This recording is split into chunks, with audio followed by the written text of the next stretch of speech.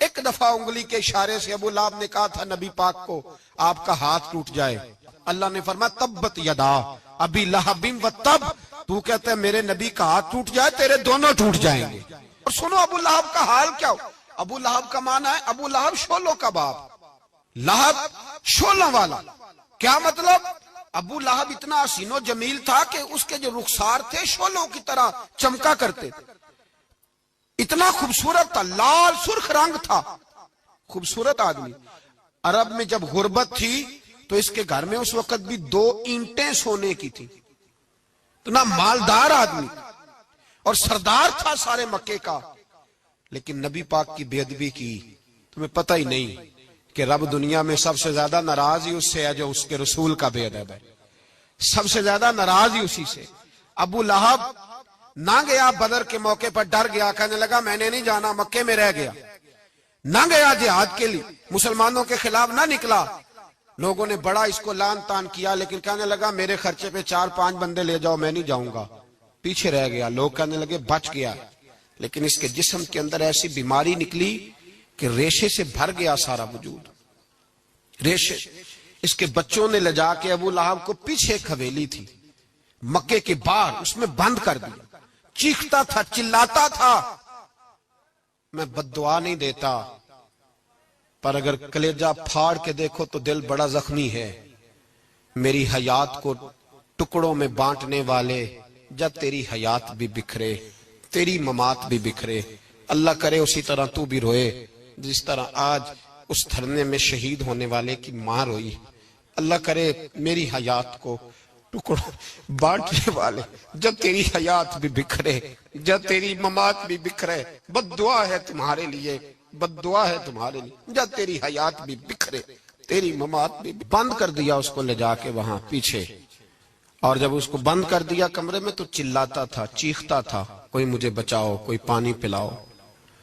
دروازہ توڑ کے باہر نکلا تو چوک میں مر گیا ابو لہب۔ اتنی بدبو آتی تھی کہ کوئی قریب نہیں جاتا تھا۔ چوک میں لاش پڑی تھی، یہ ہے میت کسی بے ادب کی، منہ دکھانے کے قابل نہیں، اور ان کے دشمن پہ لعنت خدا کی، رحم پانے کے قابل نہیں ہے۔ چوک میں لاش پڑی ہے، تبت یدا ابی لہب و تب، چوک میں پڑی ہوئی ہے، کوئی قریب نہیں جاتا۔ اس کے بیٹوں سے لوگ جا کے کہنے لگے تمہارا باپ تھا، شرم کرو۔ ایک ملازم کو پیسے دیے اس کے بیٹے نے، کہا گڑھا کھودو اور میرے باپ کو رسی کے ساتھ پکڑ کے اس میں پھینک دو۔ ایک گڑھا کھودا مکے کی گلی میں، اور رسی کے ساتھ پکڑ کر، رسی کے ساتھ باندھ کر اس کی ٹانگ کو گھسیٹ کر اس گڑھے میں ڈال دیا، اوپر سے مٹی ڈال دی، بدبو کا وہ ڈھیر بند کر دیا۔ ابو لہب مکے کا سردار تھا، پر جانے کہاں مردود دفن ہے۔ لیکن میانی صاحب کے قبرستان میں جاؤ، میانی صاحب کے قبرستان میں وہ علم الدین جسے اپنا نام بھی نہیں لکھنا آتا تھا، ہزاروں لوگ روزانہ اس کی قبر پہ کھڑے ہوتے ہیں اور رسول اللہ کی نعتیں سناتے۔ جا کے دیکھو تو صحیح منظر کتنا بدل گیا۔ اور جب غازی علم دین شہید کا جنازہ اٹھا تو امیر ملت پیر جماعت علی شاہ صاحب کی چیخ نکل گئی، اور ڈاکٹر اقبال رونے لگے، اور قائد اعظم تڑپنے لگے، منتیں کرتے تھے محمد علی جناح کہ یارو تھوڑے پیچھے تو ہٹو، میرا بھی دل کرتا ہے میں بھی ذرا اسے کندھا دے لوں، ذرا پیچھے تو ہٹو۔ محمد علی جناح جیسے لوگ تڑپتے تھے، اور جب قبر میں اترنے کی باری آئی تو ڈاکٹر اقبال نے ہاتھ باندھے، کہنے لگا او دوستو اقبال پہ تھوڑا رحم کھاؤ، اسے میرے ہاتھوں پہ رکھو، قبر میں اتار دیتا، اسے میرے ہاتھوں قوت عشق سے ہر پست کو کر دے، دہر میں اس میں محمد سے اجالا کر دے، اور کی محمد سے فاتون نے تو ہم تیرے، یہ جہاں چیز ہے کیا لوح و قلم تیرے ہیں۔ اور اقبال کہنے لگے دیکھو میں شعر لکھتا رہا، اور یہ لوہاراں دا منڈا نمبر لے گیا۔ میرے نبی پاک صلی اللہ، ایک شخص حضور کے سامنے بیٹھا ہے تو منہ چڑھا چڑھا کے باتیں کر رہا ہے۔ کچھ لوگ نقلیں اتارتے ہیں، اور بزرگوں کی نقل اتارنا اور بزرگوں کی توہین کرنا یہ رب کو سب سے ناپسندیدہ فعل ہے۔ توہین کے انداز میں نقل اتارنا، تو کہتے ہیں منہ چڑھا چڑھا کے باتیں کر رہے تھے، میرے حبیب نے فرمایا نہ ایسے کر، بڑے میٹھے انداز، کیوں اپنے منہ کو بگاڑ رہا، نہ کر، کہنے لگا جی ہے ہی ایسا. حضرت ابو ہریرہ فرماتے میں قریب بیٹھا تھا, حضور مسکرا رہے اور نہ کر ایسے. کہنے لگا جی یہ میرا منہ ہے ہی ایسا. فرماتے میں دیکھ رہا تھا حضور کے چہرے کا رنگ بدلا, آنکھوں میں جلال آیا, اور میں اچھا جا پھر ایسا ہی ہو جائے, جا پھر ایسا ہی ہو جائے. کہتے ہیں میں نے دیکھا اس آدمی کا منہ بگڑ گیا. حضرت ابو ہریرہ فرماتے ہیں وہ رویا کرتا تھا مدینے کی گلیوں میں اور کہتا تھا کوئی مجھے معافی لے دو, لیکن گرا جو ان کی نگاہ سے وہ سنبھل نہیں سکتا. گرا جو ان کی نگاہ سے کبھی سنبھل نہیں سکتا. کوئی ایسا کام نہ کرے, کوئی ایسا کام نہ کرے, کوئی بھی, جس سے حدیث صحیح میں موجود ہے بنی اسرائیل کے ایک شخص نے اپنی ماں سے بد دعا لی تھی اور عابد زاہد تھا, لیکن ماں کا نافرمان تھا, تو اماں نے کہا جا مرنے سے پہلے تو آزمائش میں مبتلا ہو جائے. رب کی خفیہ تدبیر سے ڈرنا چاہیے. تو مرنے سے پہلے ایسی آزمائش میں ڈال گیا کہ ایک بری عورت نے الزام لگا دیا. لگا الزام, لیکن زمانے میں رسوائی چاروں جانب ہو گئی. تو لوگ آ کے کہتے تھے تیرے ساتھ کیا بنا؟ کہتا کچھ بھی نہیں, میری اماں نے میرے لیے بد دعا کی تھی, اس کا رنگ دیکھ رہا ہوں. کیوں میں نے ستایا اپنی ماں کو؟ توبہ کر, دعائیں لیا کریں زندگی میں. بد دعاؤں والے کام ہم تو 1 منٹ لگاتے ہیں بد دعا لینے میں, 1 منٹ لگاتے, 1 منٹ. ایک میں بزرگوں کا پڑھ رہا تھا ایک دفعہ اخبار میں, تو ان کی آنکھیں کالی ہو گئی, اندر سے کالی ہو گئی, تو بیچارے نابینا ہو گئے. کسی نے ان سے کہا کہ ہوا کیا؟ تو کہنے لگے ایک شرارتی لڑکے نے میرے آگے کھڑے ہو کے 2-3 دفعہ ریس دی تو دھواں میرے منہ پہ پڑا, لیکن اس کی شرارت تھی نا. تو وہ کہتے ہیں میں تو یہی کہتا ہوں کہ اللہ کرے تجھے بھی کبھی یہ معاملہ ہو, تجھے پتا چلے. ہم نہیں, باز ہی نہیں آتے, ہم کسی کو تکلیف دینے کا کوئی موقع ہاتھ سے جانے ہی نہیں دیتے. میرے عزیزو یاد رکھو, ڈھونڈا کرو کہاں کہاں کس کس کو ستا بیٹھے, کس کس کی توہین کر بیٹھے, کہاں کہاں ہم نے لوگوں کے بد دعائیں اکٹھی کی. بد دعائیں پیچھا کرتی ہیں, جس طرح دعا پیچھا کرتی ہے بد دعا بھی پیچھا کرتی ہے. وہ پیچھے پیچھے چلتی ہے, وہ تاڑتی ہے. عتبہ نے میرے رسول پاک صلی اللہ علیہ وسلم کی بے ادبی کی. حضور علیہ السلام کے چہرہ انور پر اس نے معاذ اللہ ثم معاذ اللہ تھوکنے کی ناپاک جسارت کی. میرے حبیب نے دعا فرمایا, یا اللہ اللہم سلط علیہ قلب, اللہ اس پر درندہ مسلط کر دے. ابو لہب کا بیٹا تھا, رات کو جب سوتا تھا تو ابو لہب 2-4 بندوں کو معاوضہ دے کے کھڑا کرتا تھا کہ نیزے لے کے کھڑے ہو جاؤ, میرے بیٹے کے قریب کوئی نہ آئے. توجہ ہے آپ کی؟ نیزے لے کے کھڑے ہو جاؤ. لوگ کہتے تو انہیں نبی بھی نہیں مانتا اور بات ہر ایک مانتا ہے, پیغمبر بھی نہیں مانتا. تو ان کے جملے کہنے لگا میں مانوں نہ مانوں بات الگ ہے, لیکن میرا تجربہ ہے جو اس کے منہ سے نکل جاتا ہے وہ ہو جاتا ہے, جو ان کی زبان اطہر سے نکل جاتا ہے وہ. ایک سفر پہ جا رہے تھے, قیام کرنا تھا, سونا تھا, 4 پہیاں لگی چاروں جانب. تو بیچ میں ابو لہب نے اپنے بیٹے کی 4 پائی لگائی, بیچ میں. جاگ رہے ہیں آپ لوگ؟ ارد گرد دوسرے لوگ سوئے بیچ میں, اور لوگ کہنے لگے تو پاگل ہو گیا ہے, اگر کوئی شیر آئے گا تو باقیوں کو نہیں کاٹے گا, صرف اس کو کاٹے گا. کہنے لگا بد دعا تو اس کے لیے ہوئی ہے, دعائے ضرر تو اس کو ملی ہے, اسی پہ مسلط ہوگا. شیر آیا رات کے اندھیرے میں, لوگ تھکے ہوئے تھے, ایک بندہ جاگ رہا تھا. وہ کہتا ہے اس نے سب کے منہ سونگے, لیکن کسی کو اس نے تکلیف, کسی کو تکلیف. سونگتے سونگتے عتبہ تک آیا, اور لفظوں کا فرق دیکھیے گا, آیا ہے, چیرا ہے, پھاڑا ہے, ٹکڑے کیے, حصے بکھرے کیے, لیکن ایک بوٹی بھی نہیں کھائی. مار دیا, چہرہ بگاڑ دیا, وجود کاٹ دیا, چلا گیا قتل کر کے, کھایا نہیں ایک لقمہ بھی اس کے وجود. بھائی درندے پھاڑنے آتے ہیں کہ کھانے آتے ہیں؟ وہ کھایا نہیں, پھاڑ کر چلا گیا. تو لوگ سویرے پوچھنے لگے صحابہ سے کہ ماجرا کیا ہے؟ تو گویا صحابہ زبان حال سے کہہ رہے تھے گستاخ کا گوشت گندا ہوتا ہے, جانور بھی نہیں کھایا کرتے, گندا ہوتا ہے. یہ ہے میت کسی بے ادب کی, منہ دکھانے کے قابل نہیں ہے. ان کے دشمن پہ لعنت خدا کی, وہ رحم پانے کے قابل نہیں ہے. میرے رسول پاک صلی اللہ علیہ وسلم کی زبان اطہر سے اگر کبھی کسی شخص کے لیے ایسا جملہ نکل گیا تو پھر اس نے بھی اس کا پیچھا کیا, لیکن میرے حبیب نے دعائیں ہی دی ہیں. ام حرام, بخاری کی حدیث ہے, ایک خاتون ہے رضی اللہ تعالیٰ عنہ, وہ کہتی ہیں ایک دن نا میں نے کہا یا رسول اللہ میرا دل کرتا ہے میرے گھر آئیں، تو حضور تشریف لائے تو بڑے تھکے ہوئے، محبوب سفر تھا، تو کہتے تھکے ہوئے تشریف لائے تو حضور آ کے بیٹھے ہی تو میں نے دیکھا کہ نیند کی طرف توجہ ہے حضور کی، کہتے میں نے تکیہ پیش کیا تو میں قربان جاؤں محبوب میرے گھر میں آرام کرنے لگے، کہتی ہم سارے نظارے دینے لگے، دیکھو ہم کتنے خوش قسمت ہیں کہ ہمارے بسترے بھی نور نالا نور ہو گئے، ہمارا گھر بھی چمک گیا، روشنی پھیل گئی۔ کہتے ہیں حضور سوئے، جب اٹھے نا تو مسکرا رہے تھے، حضور اٹھے تو اس زمانے میں کوئی تصور نہیں تھا بیڑی بیرے کا، کشتی جو سمندر میں چلتی ہے اس کا تصور ہی نہیں تھا، ابھی قریب قریب نہیں بنتی تھی وہ کشتیاں، دور دور علاقوں میں بنتی تھی، اور اگر بنتی بھی تھی تو ان میں بیٹھ کے مجاہد نہیں جاتے تھے، مجاہد خشکیوں کے رستے جایا کرتے تھے۔ بی بی کہتی ہیں حضور اٹھے تو مسکرا رہے تھے، تو میں نے کہا حضور آپ کیوں مسکرا رہے ہیں، خیر تو ہے؟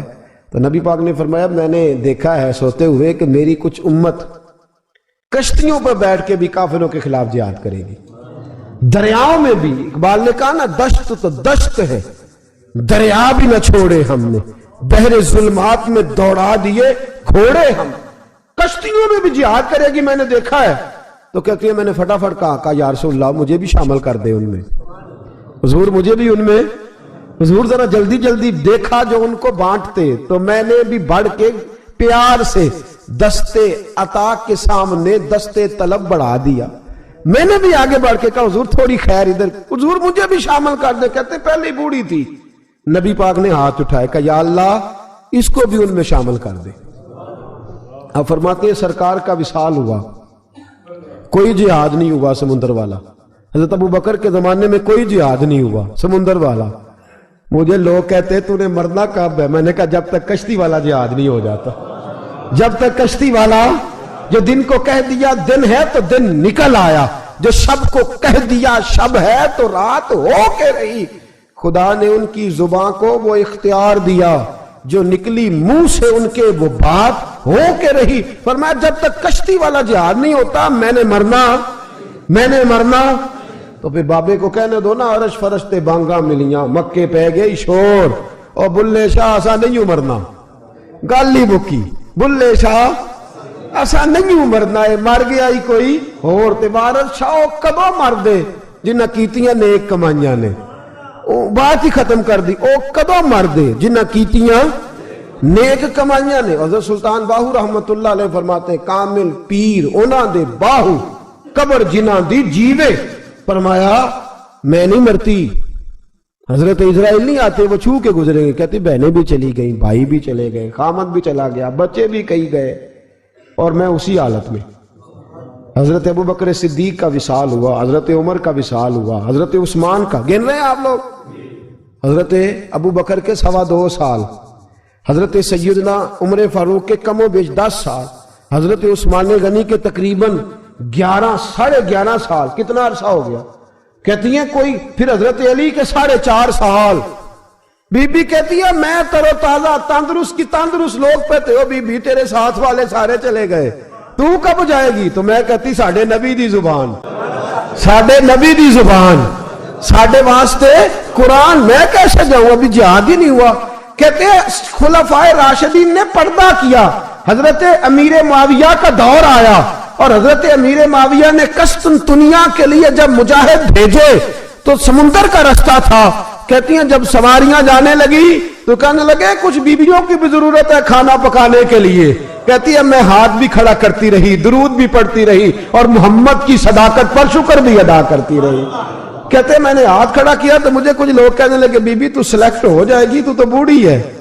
تو کہتی ہے میں نے کہا سلیکٹ ہو کیا جاؤں گی، مجھے جانے والے سلیکٹ کر کے گئے ہیں، مجھے سلیکٹ کیا گیا ہے، جنہوں نے ظاہری پردہ کیا ہے نا سلیکٹ، مجھے حضور نے دعا کر دی تھی تو نبی پاک کی دعا۔ فرماتی ہیں ہم نے کشتی میں بھی بیٹھی، جہاد بھی کیا، اور جس دن وہ جہاد ختم ہوا حضرت ام حرام کا وصال ہو گیا، تو لوگوں سے پوچھتے بی بی چلی گئی، کہنے لگے ہاں مصطفیٰ کا کیا ہوا وعدہ جو پورا ہو گیا ہے، میرے محبوب نے جس کو دعا دے دی، میرے رسول کریم نے جس کے لیے دعا کر دی۔ دوسرا درجہ والد کا، اگرچہ رسول پاک علیہ السلام کے والد گرامی آپ کی ولادت سے قبل تشریف لے گئے تھے، لیکن میرے حبیب پاک علیہ السلام نے جناب ابو طالب کے ساتھ جو رویہ رکھا और फिर हजरत अब्बास के साथ जो रवैया रखा, पता क्या हाल था? जब रसूल पाक अलैहिस्सलाम फरमाते हैं गुर्बत थी तो मुझे जनाब अबू तालिब ने पाला। उनकी ज़ौजा हजरत फातिमा बिनते असद रदी अल्लाह ताला अन्हा जो जनाब अली मुर्तदा की वालदा है, फरमाते हैं कि उन्होंने मेरी बड़ी खिदमत की, मुझे घर में रखा, प्यार से रखा। मेरे वालिद और वालदा के विसाल के बाद, चचा के जाने, दादा के जाने के बाद चचा और चची ने पाला और इस घर को एक मुकम्मल माहौल फराहम किया। फिर एक वक्त आया कि जनाब अबू तालिब पे गुर्बत आई।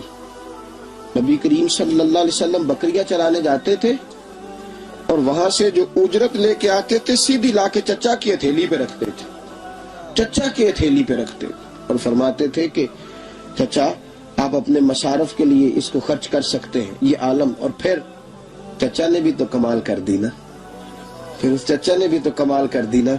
सारे लोग इकट्ठे होके आ गए ना हज़रत अबू तालिब के पास और आके कहा कि जनाब अपने भतीजे को मना कीजिए वरना सारी बरादरी आपकी मुखालफत करेगी। हद हो गई, अब हद हो गई। अब सारी उनसे कहिए कि उन्हें दौलत चाहिए या अरब की कोई खूबसूरत औरत चाहिए या माज़अल्लाह कोई और चीज का मुतालबा करते हैं तो हम देने को तैयार हैं, लेकिन उनको कहते हैं कि या तो तबलीग छोड़ दे, या उनका ये भी कहना है कि जो आपका मुतालबा है आप बतलाएं। हबीब पाक अलैहिस्सलाम ने फरमाया कि अगर वो मेरे सीधे हाथ पे चांद रखें, दूसरे पे सूरज रखें, फिर भी मैं अल्लाह की तौहीद का ऐलान करता ही रहूंगा, मैं तो इस दावे से बाज नहीं आऊंगा। जनाब अबू तालिब ने कहा भतीजे फिर मैं भी बूढ़ा हो गया हूं। तवज्जो है आपकी? मेरी बात समझ में आ रही है? जिस आदमी का बड़ा सहारा हो ना, बड़ा, वो जब कहता है ना नहीं, बंदा की ना कुछ उम्मीदें वाबस्ता होती है कुछ लोगों के साथ। वो एक दो चार लोगों को काम कहते हैं, फिर उन्हें पता होता है कि फला आदमी से मेरी उम्मीद वाबस्ता है, वो कभी नहीं जाएगा। जब अबू तालिब ने कहा ना कि मैं फिर बूढ़ा हो गया हूं, तो अल्लाह के हबीब उठे। हुजूर सैयद आलम सल्लल्लाहु अलैहि वसल्लम की मुकद्दस आंखों में आंसू है। गोया हुजूर फरमा रहे हैं कि चचा बाप का खिदमत भाई की नहीं करता जायदाद के तनाजे में जितनी भतीजे उठ के करते। जनाबे अबू तालिब ने देखा कि रसूल पाक ने रुख फेरा, आंखों में आंसू है। अच्छा चचा तेरी मर्जी, ये लफ्ज कहे तो हुजूर की आंखें भर आई। जनाबे अबू तालिब बूढ़े आदमी थे, उठे, पीछे दौड़े, हुजूर को कंधे से पकड़ा, खींच के रुख अपनी तरफ किया, सीने से लगाया और कहा भतीजे जा, जो तेरे दिल में आता है कर, खुशी हो या गम हो, कोई साथ दे ना दे, तेरा चाचा हमेशा तेरा साथ देता रहेगा। जा, तुझे इजाजत है, जो तेरे दिल में है। मेरे दोस्तों, बहसीयत एक सरबराह खानदान के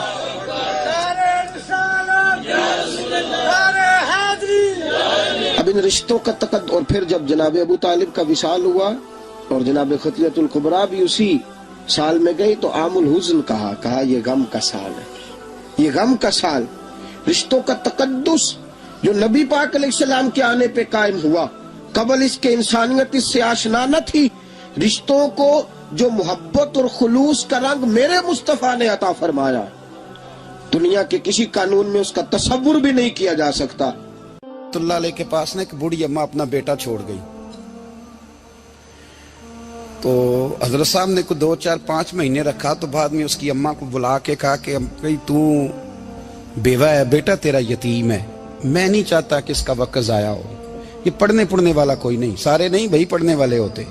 अब यहाँ वाला माँ बैठे हैं, मैं बेअदब भी ना हो जाऊं।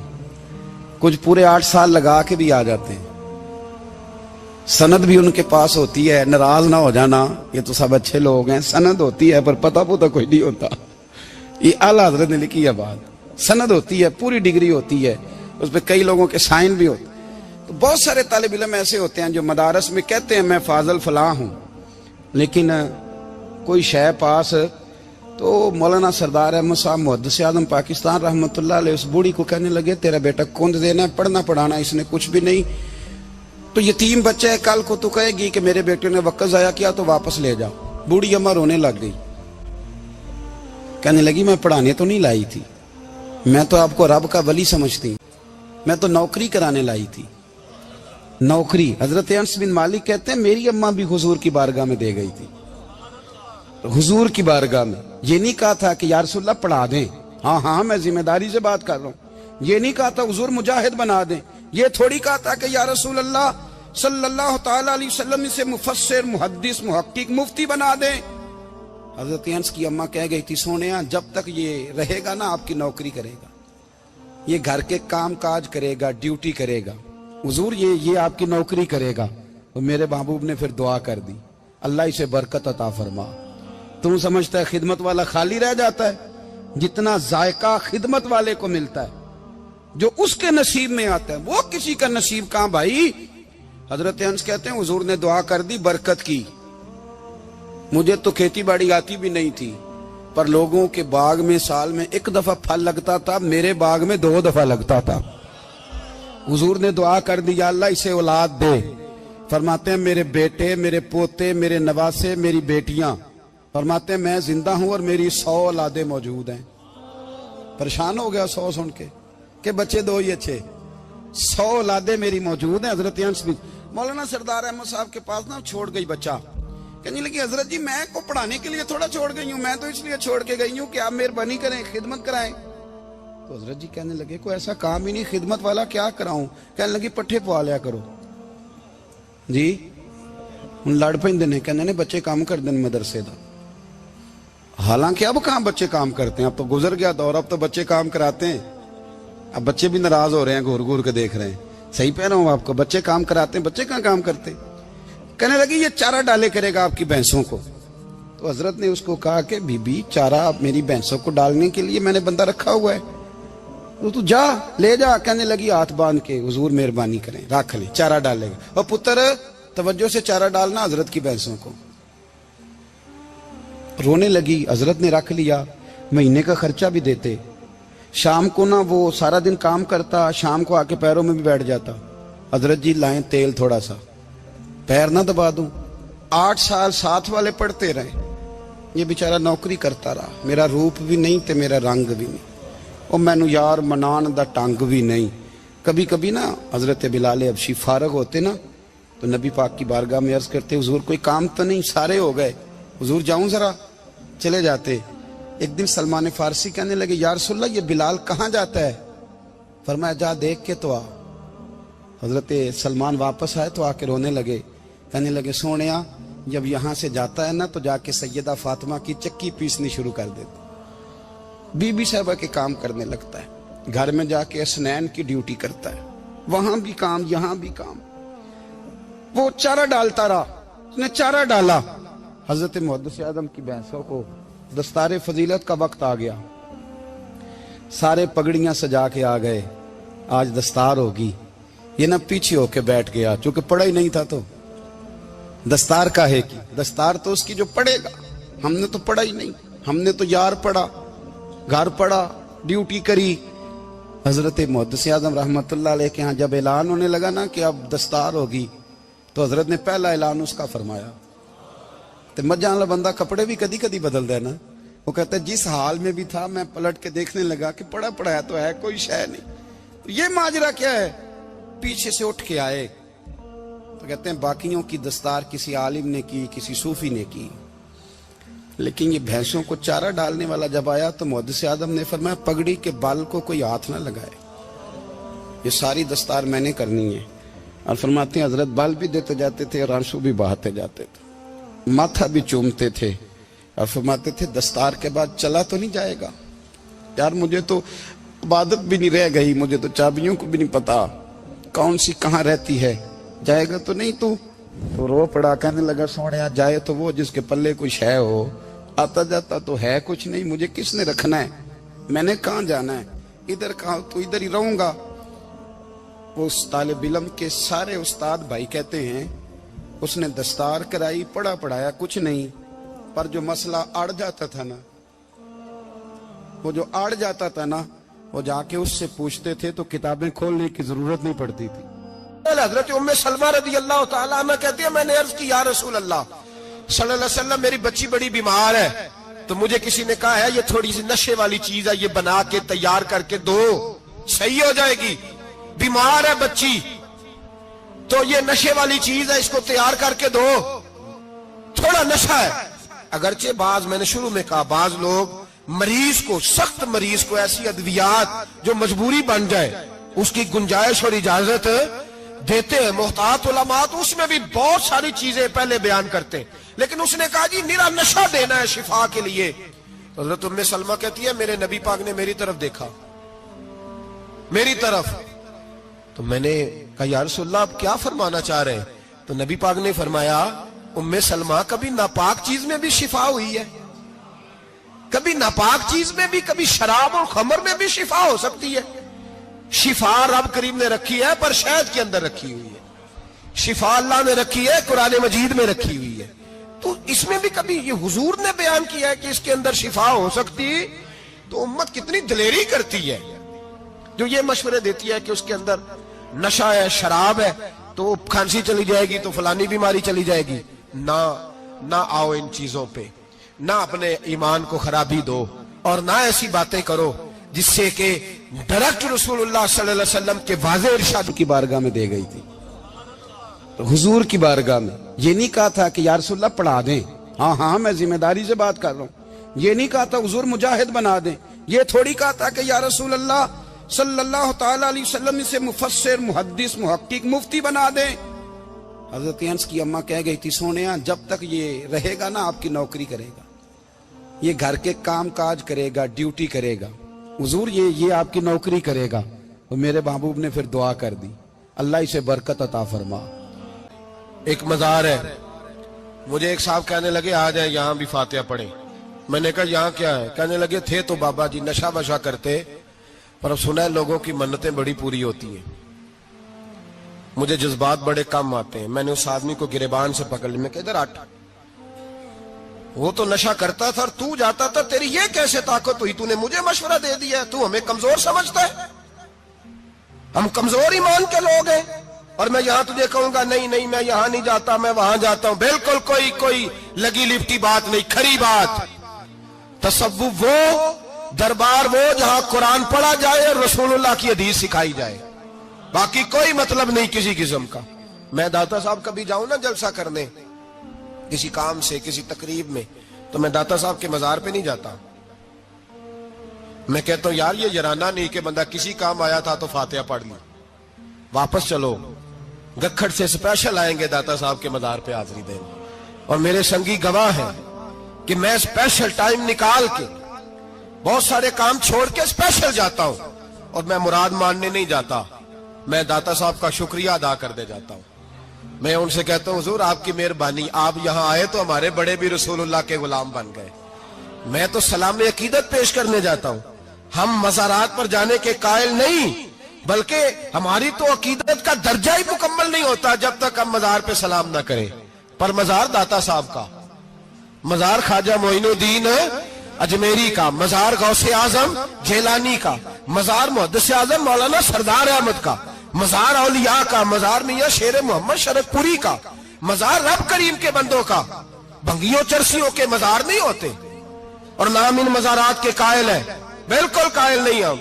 میں تھوڑے دن پہلے لاہور گیا تھا, تو میں کار میں میاں صاحب میاں شیر محمد شرک پوری کا ذکر کر رہا تھا. میں اپنے دوستوں سے کہہ رہا تھا یار بہت بڑا بابا ہوا ہے. تو مجھے کہنے لگی کرامت کیا ہے؟ میں نے کرامت یہ ہے کہ ساری زندگی سنت کا درس دیا ہے. تو مجھے کہنے لگے آپ کبھی گئے نہیں؟ میں نے کہا میں اسپیشل گیا تھا, اور تھوڑے دنوں کے بعد پروگرام بناؤں گا تو میں ساتھ لے کے جاؤں گا. ہم مزارات کے قائل ہیں, حاضریاں دیں گے مزاروں پہ, لیکن بھنگیوں چرسیوں کے مزاروں پر جانے کے قائل ہیں. زور سے بولے, یہاں جانے کے قائل ہیں, کوئی عقیدہ نہیں ہے ہمارا. نشہ بکے گا اب مزاروں پہ, اب یہ تصوف ہوگا وہاں, یہ طریقت ہوگی. اور ملت پر رحم کھاؤ خدا را. اگر تمہارے قومی ادارے کہتے ہیں رپورٹ کرنے والے کہ 70 لاکھ پاکستانی نشہ کرتا ہے, تو کیا تمہیں یہ نہیں پتا کہ نشہ بیچتا کون ہے؟ کیا تمہیں یہ نہیں پتا کہ ڈرگز کا کاروبار کون کرتا ہے؟ اگر تمہیں یہ پتا ہے تو کیا یہ خبر نہیں تمہیں کہ ان رگوں پر یہ خون اتارتا کون ہے؟ میں اپنے بزرگوں سے معذرت کے ساتھ, نشے کا آغاز, ناراض تو نہیں ہو جائیں گے بزرگ, نوجوانوں کو میں لتاڑ لیتا ہوں لیکن بزرگوں کی عزت کرنا سنت ہے, تو میں بزرگوں سے معذرت کے ساتھ یہ یوں سمجھ لیے خوگرے حمد سے تھوڑا سا گلا بھی سن لے. نشہ سگریٹ سے شروع ہوتا ہے, सिगरेट से। मैं तंबाकू को हराम नहीं कहता, ये फतवा नहीं दे रहा। तंबाकू का हुक्म वही है जो मूली का है, जो कच्चे प्याज और लहसुन का है, कि आप जब खा लेते हैं तो मुंह से बदबू आती है, तो आप मस्जिद में आए तो आने से पहले मिसवाक करें, मुंह साफ करें, फिर आप आ जाएं, तो जायज है। मकरूह है लेकिन हराम। लेकिन तंबाकू से आगे जब हालात बढ़ते हैं, तजिया निगारों ने लिखा है कि हमारे पंजाब के कुछ इलाकों में अब सिगरेट से निकाल के ना, पहले भी भरते थे लोग उसमें बड़ा कुछ, अब पता है कि नया नशा इजाद किया है। अब उसके अंदर चर्बी भरते हैं और छिपकली को मार के, सुखा के, खुश्क करके, उसको पीस के वो साथ नशे के मिलाते हैं, और उसका हाल ये होता है कि आदमी को ज्यादा नशा होता है, और कहते हैं वो इतना गंद है कि वो आदमी किसी को दांत भी लगाएगा तो वो बंदा भी बीमार हो जाएगा। क्या यहां लोग स्पिरिट नहीं पीते आपके मुल्क में? और हम कभी सड़क पर जाते हैं तो नशेई को देख के मजाक करते हैं, देखना मैं हारन लगाऊंगा तो गाड़ी के हारन से गिर जाएगा। लेकिन तुझे पता नहीं कि ये किसी मां का बेटा है, पता नहीं किसी बीवी का शौहर है। एक हमारे दोस्त हैं, बुजुर्ग हैं, उनका दामाद फौत हो गया, नशा करता था। तो मैं ताजियत करने उनके घर पहुंचा तो खड़े हो गए हाथ बांध के, कहने लगे हजरत साहब बाकी सारियां गल्लां छड़ दियो, सिर्फ नशे ते तकरीर करया करो। वो जब जीता था तो तब भी उसके बच्चे यतीम ही थे, यतीम ही थे। मेरी बेटी जब मेरे घर आती थी और मैं अपने पोतों के उतरे कपड़े उसे पहनने को देता था तो मेरा कलेजा फटता था। और मेरी बेटी उसकी जिंदगी में भी बेवा की जिंदगी गुजार रही थी, वो मेरी बहुओं के उतरे हुए कपड़े पहनती थी। कोई दुआ करो, कोई जलसे करो, ये लत खत्म हो जाए। और कहने लगा अब मेरे वो चला तो गया है, दादा दादी इसके पहले कोई नहीं, चचा है कोई नहीं, जब तक तो मैं जिंदा हूं इन नवासों को कोई रोटी का लुकमा, कोई कपड़ा मिल जाएगा। लेकिन सोचता हूं मैं बूढ़ा हूं, मर गया तो इनको कोई पूछेगा भी नहीं, कौन इनकी खबर। इतना जुल्म इस कौम से, इस कौम के साथ इससे बड़ा भयानक मजाक क्या होगा। कोई दानिशवर था बड़ा जालिम, उस जालिम से कोई मशवरा लेने आया, उसने आके कहा तू बड़ा जालिम है, बड़े कड़वे मशवरे देता है, मेरा एक दुश्मन है, मैं उससे बदला लेना चाहता हूं, मेरा दिल करता है उसका बच्चा कत्ल कर दूं ताकि वो तड़पे। तो जालिम ने कहा उसे कत्ल न कर, वो तो उसका बाप 2-4 महीने रो के चुप कर जाएगा, फिर मैं सख्त सजा देना चाहता हूं, मशवरा दे। तो उसने कहा उसके बच्चे को नशे पे लगा दे, जिसका बच्चा नशा करेगा वो बाप रोज मरेगा, रोज जिएगा, वो मां रोज मरे जिएगी, नशे पे लगा दे। इस कौम के साथ सबसे बड़ा जुल्म ये हुआ कि मिल्लत का जवान नशे पे लग गया, ड्रग्स पे लग गया। इतने तबाह हालात हुए कि जवान चढ़ती जवानियां, अम्मा ने किताब दे के भेजा था और कॉलेज से वापस आए तो नशे के टीके हाथों में पकड़े हुए, टीके। और आपके इस मुल्क के इस्लामाबाद में एक दिन मीडिया ने वो खबर भी वायरल की और वो चीज भी दिखाई लोगों को। 3 महीने का बच्चा लेके नशई सड़क पे आ गया, उसने कहा मेरा नशा खत्म हो गया, मेरा बच्चा खरीद लो, 2 पुड़ियां दे दो। तो वहां बीबियां जो सुन रही थी वो भी चीखे मार के रो रही थी। ये जुल्म किया इस कौम के साथ, और करप्शन की लानत ने इजाजत दी सप्लाई करने वालों को कि गली गली बेचे, गली गली।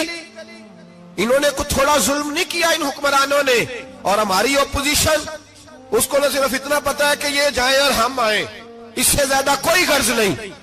भाई करप्शन के खिलाफ निकले हो तुम, नशे के खिलाफ किस दिन निकलोगे? जुए के खिलाफ किस दिन? कौम तो मर रही है नशे से, इसके खिलाफ मैदान में कब आओगे? सिर्फ इतना है कि ये जाए और हमारी बारी आए, इससे ज्यादा कुछ नहीं।